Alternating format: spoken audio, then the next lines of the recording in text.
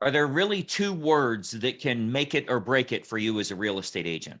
Are there really two words out there that can cause you to be massively successful or can cause you to fail for years and years? And I can assure you there absolutely are. We're going to talk about that today. By the way, welcome to today's morning meeting. I'm Greg Luther, the one guy that meets with you every day to help you in growing your real estate business. And we got a big one today. We're going to talk about the two-word question that can help you or hurt you depending on how you utilize it. That two-word question, what if?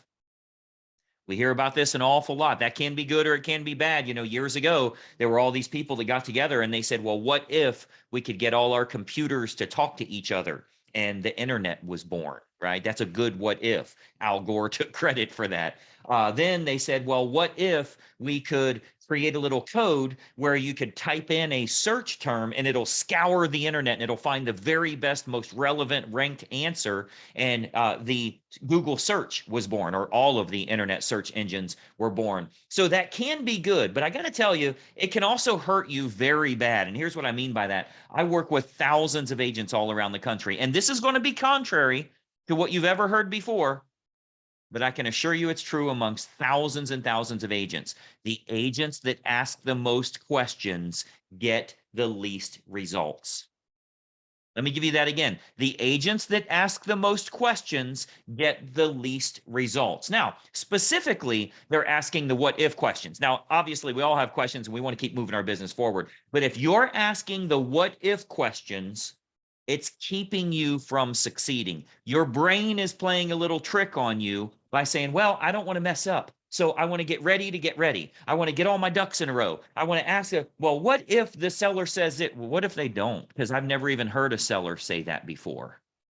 Well, what if this happened? What if it doesn't? Why are you doing this to yourself? So what happens is our brain wants to always avoid pain, wants to avoid failure, wants to avoid us doing anything wrong. So it's going to create all these hypothetical things that you need to get ready for, that you need to prepare for.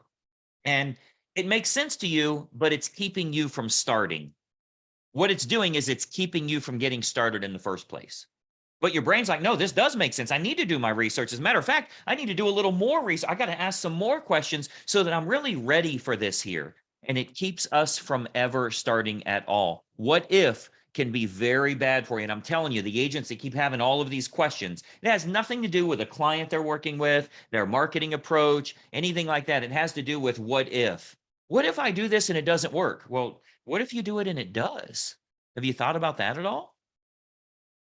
Our brain makes us feel productive by creating these fake scenarios that you're preparing for. And by you doing that research, you actually feel like you're working. You feel like you're implementing, you're getting ready. And the fact is you're not. It's what I call the what if loop. You get stuck in this what if loop that just continues happening to you. And you make up these fake scenarios because you feel like you're preparing, but in reality, you aren't even starting at all. So the best way to start is to actually start. I can promise you version 1 is better than version none. And I will also promise you that your first one is your worst one. So if you go on a FSBO appointment, first time you've ever done it, your first one is your worst one.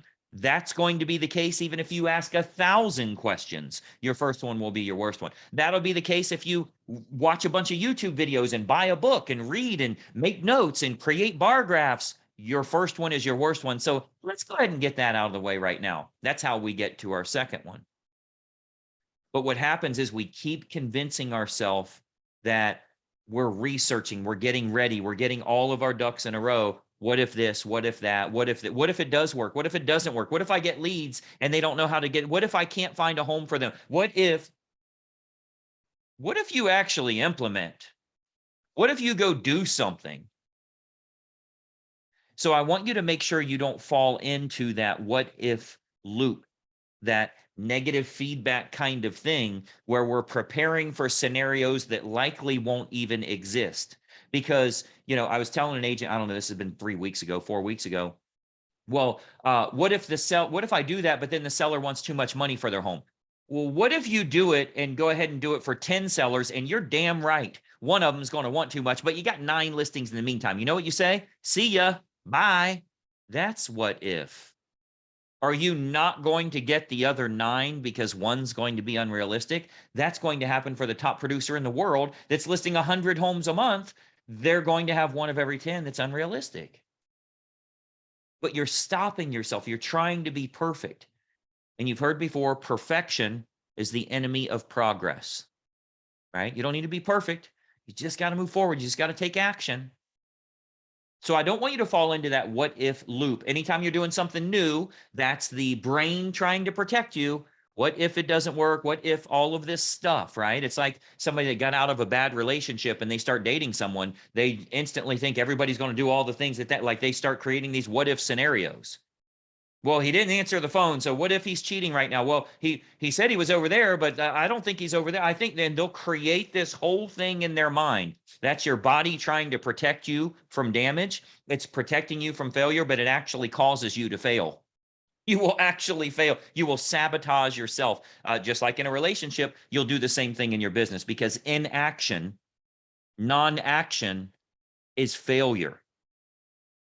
Non-action is actually failing. So I would rather fail one of every 10 appointments than to never have appointments at all. I've had agents say before, like they don't want to make the calls because what if they don't like me? What if they hang up on me? What if they already know a realtor? Okay, well, if you don't make the calls, at least we know you're guaranteed to fail. We know you are a massive failure that gets $0 if you don't make the calls. Maybe we should do that. Maybe we should guarantee failure instead of worrying about sometimes failure. Did you know that every single sports star has more failures than they have losses? Nobody has struck out more than Babe Ruth. Second in strikeouts is like Reggie Jackson. Nobody missed more shots than Kobe Bryant.